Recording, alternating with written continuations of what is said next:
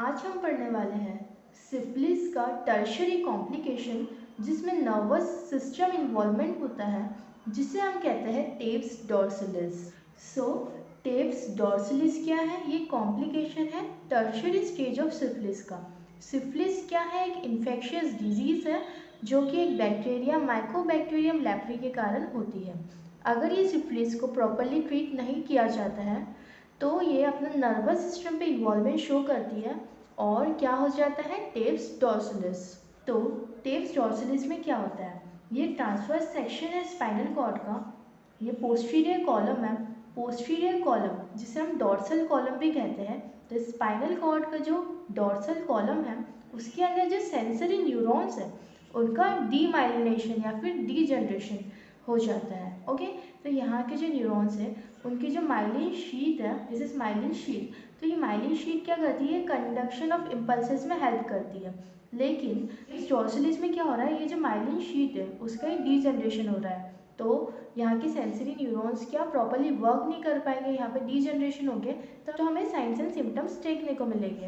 अगर हम डेफिनेशन की बात करें, व्हाट इज टेप्स डॉर्सलिस, इसका मतलब होता है degenerative या demyelination of sensory neurons in dorsal column of spinal cord। Diagram में मैंने शो किया है कि इसमें लीशन कहाँ मिलता है। एक तो पोस्टीरियर कॉलम या डॉर्सल कॉलम में मिलता है और ये पोस्टीरियर नर्व रूट, इसमें भी लीशन मिलता है। तो पोस्टीरियर नर्व रूट क्या करवाती है? होती है। तो ये डीप पेन, बहुत ज़्यादा चुभने वाले शूटिंग पेन या फिर लैंसिनेटिंग पेन, बहुत ही ज़्यादा सीवियर चुभने वाले पेन करवाती है posterior nerve root. Let's move to the clinical features of tabes dorsalis की टेप्स डॉर्सलिस का पेशेंट में क्या क्या सिम्टम्स आते हैं। तो सबसे पहले पोस्टीरियर नर्व रूट इन्वॉल्व है, इससे डीप पेन होते हैं। तो लैंसिनेटिंग पेन मतलब चुभने वाले पेन होते हैं पेशेंट को लेग्स में, आर्म में, बैक में, इन सभी जगह पे। तो अल्टर्ड हो रहे पेन के सेंसेशन जिससे हम कहते हैं पैरास्थेशियास, मतलब पेन के सेंसेशन अलग आना। इसमें बहुत ज़्यादा पेन आ रहा है इसलिए लैंसिनेटिंग पेन आ रहा है, इसलिए हम इसे कहते हैं पैरास्थेशियास मिलते हैं क्लिनिकल फीचर्स में। इसके अलावा सेंसरी न्यूरॉन्स वहाँ पे लीजन हो गया तो वीकनेस, क्योंकि अगर न्यूरॉन्स सेंसरी न्यूरॉन्स काम नहीं करेंगे तो कॉन्ट्रैक्शन रिलैक्सेशन की प्रोसीजर मसल में नहीं होगी, जिसके कारण वो पार्ट वीक हो जाएगा। Weakness. Third is diminished reflexes. Reflexes को ले जाने वाला काम सेंसरी न्यूरॉन्स करते थे, अगर वो ही नहीं है तो ये रिफ्लेक्सेस डिमिनिश्ड हो जाएंगे।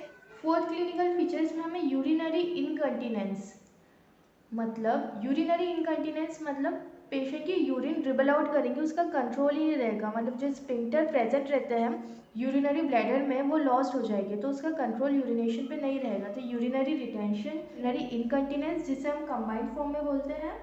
ब्लैडर डिस्टर्बेंसेस टेप्स डॉर्सलिस में हमें देखने को मिलते हैं। टेप्स डॉर्सलिस में डॉर्सल कॉलम स्पाइनल कॉर्ड का अफेक्टेड है।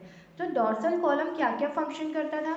जैसे कि ये fine touch, fine pressure, vibration, joint proprioception. Joint proprioception मतलब जो लिम्ब है, जैसे अपर लिम्ब हो गया, उनकी पोजीशन क्या है उसका खुद को सेंसेशन, उसे हम जॉइंट प्रोप्रियोसेप्शन कहते हैं।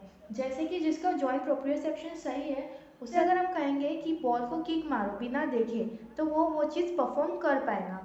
ओके, क्योंकि उसका डॉर्सल कॉलम इंटैक्ट रहेगा। लेकिन टेप्स डॉर्सलिस में जहाँ पे जॉइंट प्रोप्रियोसेप्शन लॉस्ट हो जाता है, ऐसे अगर पेशेंट को हम बोले कि किक करो बॉल को बिना बॉल को देखे तो वो ये एक्ट परफॉर्म नहीं कर पाएगा। इसमें हमें मिलेगा joint position disturbance.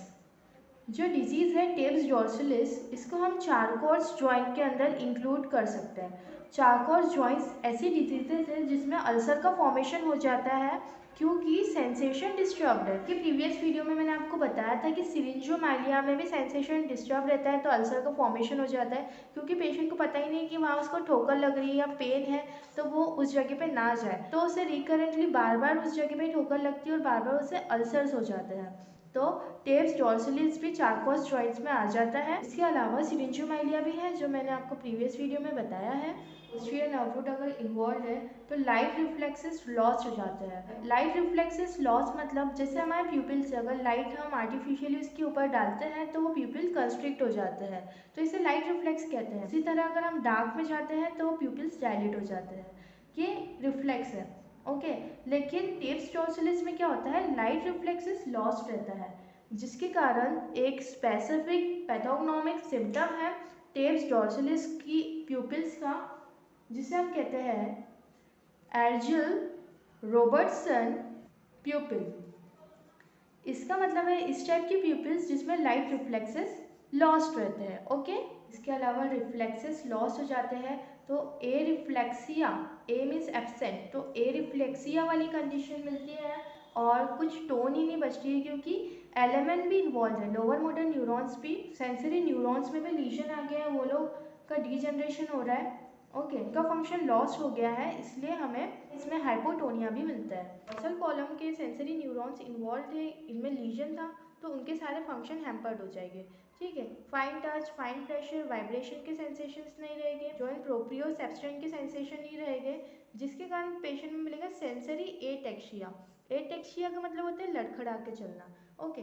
Sensory neurons involve है स्पाइनल कॉर्ड के, सो इसमें हमें मिलेगा सेंसरी एटेक्सिया, ओके। इसमें हमें एक इम्पॉर्टेंट साइन मिलता है जिसे हम कहते हैं रोम्बर्ग साइन। रोम्बर्ग साइन का मतलब क्या होता है कि अगर हम पेशेंट को बोलते हैं कि अपनी दोनों फीट है उसको मिलाओ और खड़े रहो, उसे कहेंगे अपन की आंखें बंद करके खड़े रहो, तो वो चीज़ वो नहीं कर पाएंगे और वो गिर जाएंगे, वो लड़खड़ाएगा, तो इस साइन को हम कहते हैं रोम्बर्ग साइन, कि वो आंखें बंद करके खड़े नहीं हो पाएगा क्योंकि उसके जॉइंट प्रोप्रियोसेप्शन के सेंसेस लॉस्ट है।